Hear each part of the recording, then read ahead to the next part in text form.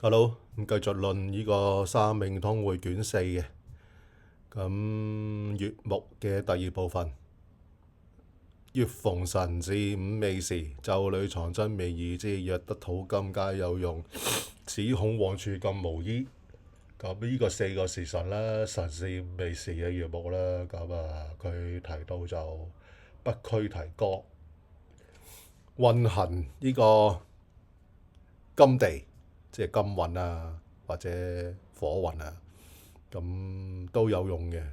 即係你月令逆行啦、順行啦，都唔係咁大分別，一定要見到金啊！即係行翻啲金運地啊、火運啊、土運地咧，咁啊有用啦。最忌你嘅月目見到亥卯未嘅地支啦，咁原局有一兩個字嘅，就會到啲大運亥卯未咧都為忌嘅，因為佢只恐往處更無依，即係呢四個時辰咧就不宜有太旺嘅地支啦，生旺地支為忌嘅。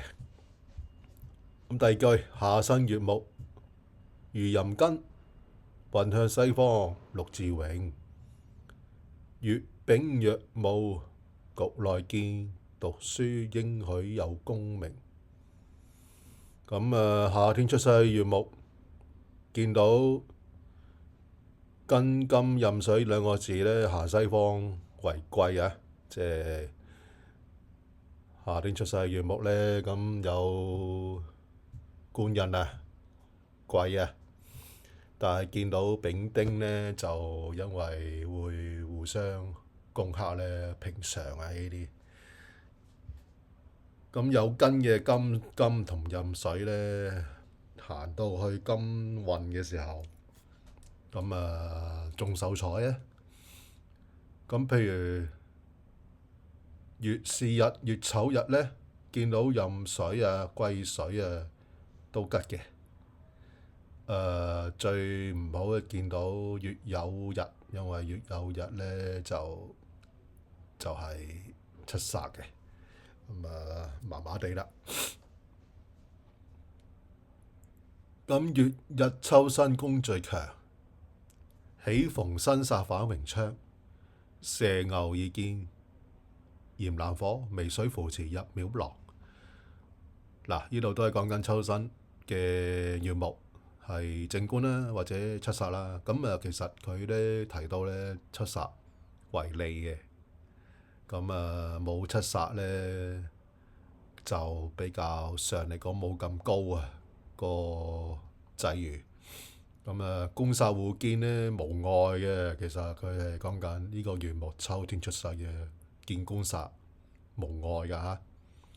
遇到印壽咧更好啊，其實即係官殺印壽互見啊，冇問題嘅。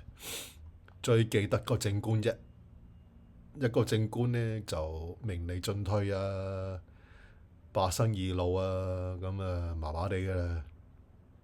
因為佢解釋咗咧，就話呢個而家嘅時代啊，用七殺多咧，七殺為用嘅話就比較好啲嘅，做官啊比較上好好多嘅。但係咧遇到呢個格局啊，遇到啲丙火同埋財咧，即係火土啊，即係印財冇印啊，即係冇水嘅時候咧，你再行啲南方運咧就唔係咁好啦，所以大家留意翻。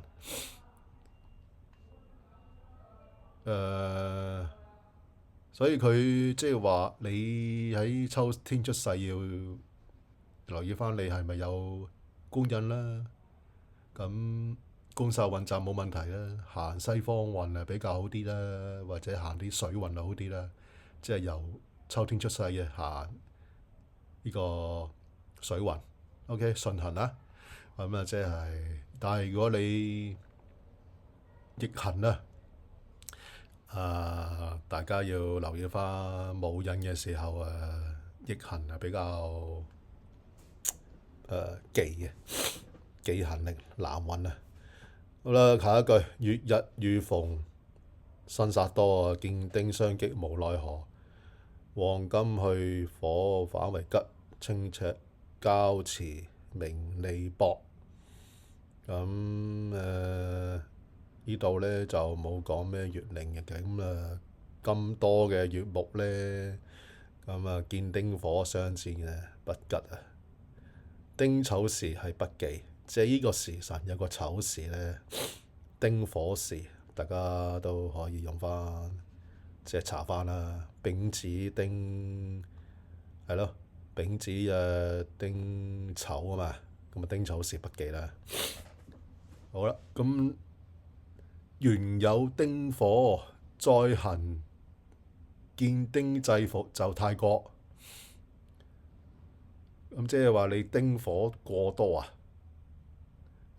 辛金就唔夠旺呢，咁比較麻煩啲嘅，就制火太過啦。咁運行去火，黃金之方又吉，咁梗係啦，你七殺制殺太過啊嘛，梗係要去翻啲金旺嘅大運先會吉嘅。咁若入火木會旺之地，用神須以影虛名虛利。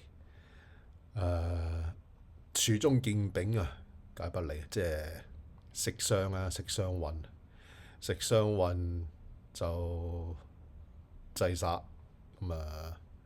都不利嘅。